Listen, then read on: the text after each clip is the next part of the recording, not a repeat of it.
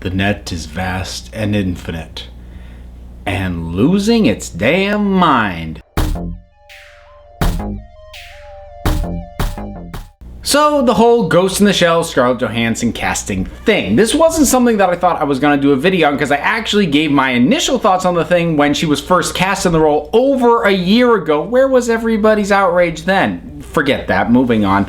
Although I did a video at the time, I didn't really talk too much about the race issue because honestly, it didn't occur to me. This was a US production backed by a US major Hollywood studio. I always kind of assumed they were going to cast her white. But once the first image actually hit and it became visually clear to everybody, now there has been a whole lot of back and forth with people talking about whitewashing, how it's completely wrong, people defending it in this specific instance because of story or character-based reasons. And what I'm not going to do in this video is I'm not going to address a lot of the specific pros or cons in favor or against the casting of Scarlett Johansson in what is originally a Japanese character. I'm going to talk a bit more in broad strokes. I'm going to start with the broadest strokes to lay some foundations so we can move on in the discussion. And I do want to start by debunking one of the major arguments that happens because I don't want to have to keep dealing with it. And that's one of the arguments from people who would be defending the casting of someone like Scarlett Johansson in a role like this.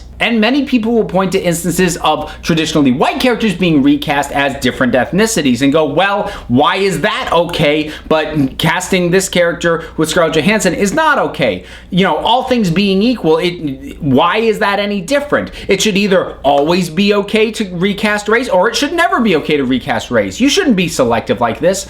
That's the argument, but it doesn't work. Because there was a phrase I used very intentionally, and that was the phrase all things being equal, because if all things were equal, that argument would be completely valid. In strict fairness, it should be no different. But the thing is, all things aren't equal. That's not the world that we live in. And the vast majority of major roles in blockbuster films go to white actors, disproportionately so. So we're not starting from an even playing field. And that argument that, well, if you cast a white character as black or anything else, and that's fine, but this isn't, that argument only works if we're on a level playing field or something close to it. And we're just not. So we're going to set that aside and move on. So the question now becomes, is it ever appropriate to cast a traditionally ethnic, whether it be Asian or black or whatever, character with a white actor for the film version? And there are many people who make the argument, no, it is never appropriate. I actually don't quite land there, even though I recognize the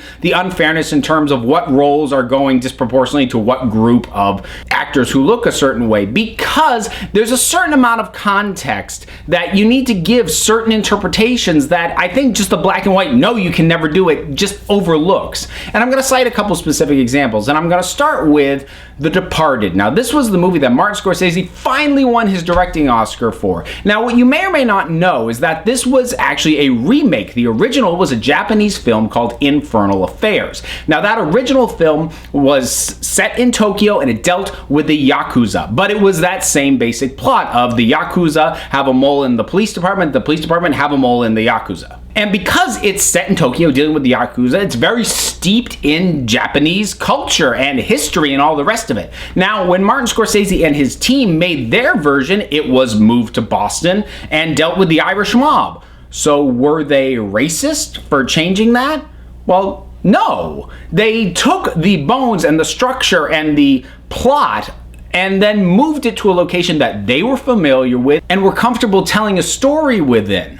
A more recent, I think even more appropriate example would be the film Edge of Tomorrow, which some people know as Live, Die, Repeat. Now, that was originally a Japanese light novel called All You Need Is Kill, which again, set in Japan, Japanese characters. When they made the film version, it was reset in Europe, and then they cast American and British actors. And again, nobody really called foul because this was a reinterpretation. This was taking the basic concept and plot, but doing it from a perspective that was no longer a Japanese perspective. So from the ground up, it was just coming at it from a different angle, and that different angle allowed for a change in the ethnicity of what the original characters were. So where does Ghost in the Shell land in all this? Well, here's the thing.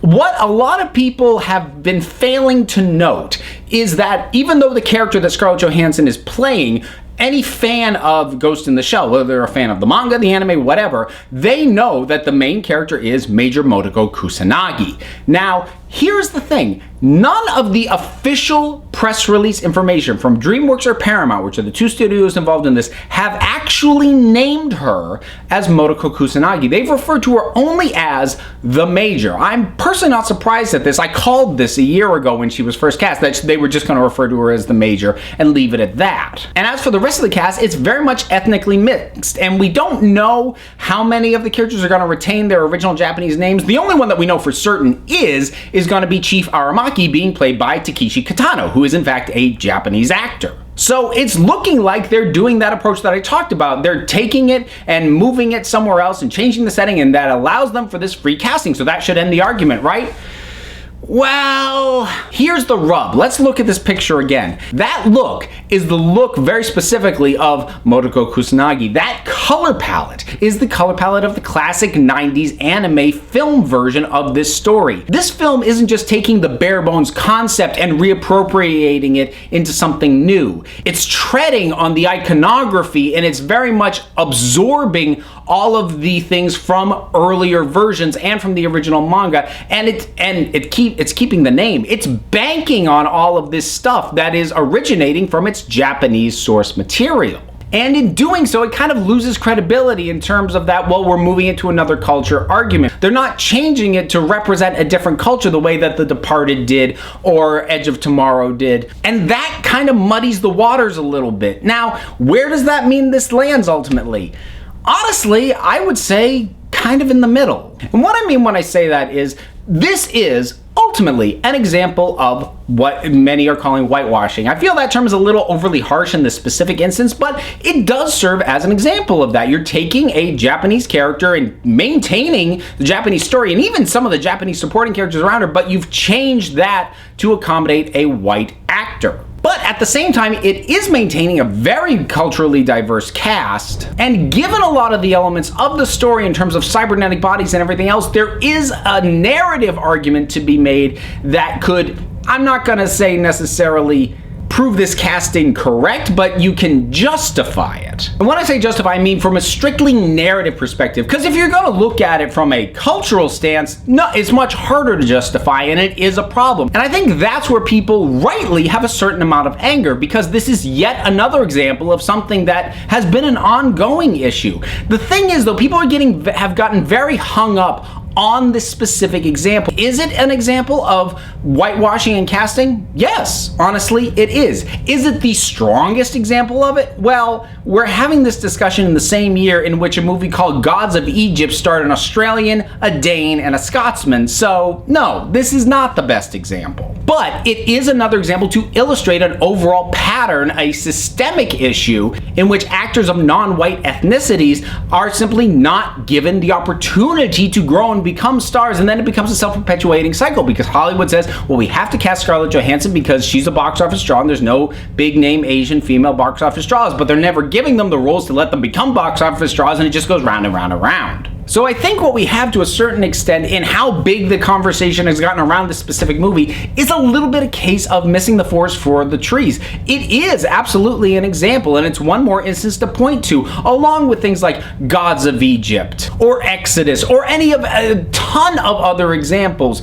But what gives it weight is the number of instances. This specific instance I don't actually think makes the best case. Add it to the pile, certainly, but you need to make the bigger case as opposed to get hung up into the arguments as to whether or not this specific instance is the most egregious. And I think that's where, unfortunately, the conversation has gotten stalled. What should have happened is the casting of Scarlett Johansson should have kickstarted a bigger conversation. But unfortunately, what's happened instead is the people have said, this is an example of what we're talking about. And other people have come back, no, it's not. It's fine for them to do this because of X. And then the first side has to refute that argument, and then it gets refuted again. And we're never moving past this one movie. And when we can't move past the specific example, that's when the problem just never gets fixed. And the one thing that I think is worth just mentioning at the end of this is Japan itself, by and large, doesn't seem to care, because their reaction was kind of what I said at the beginning, which was,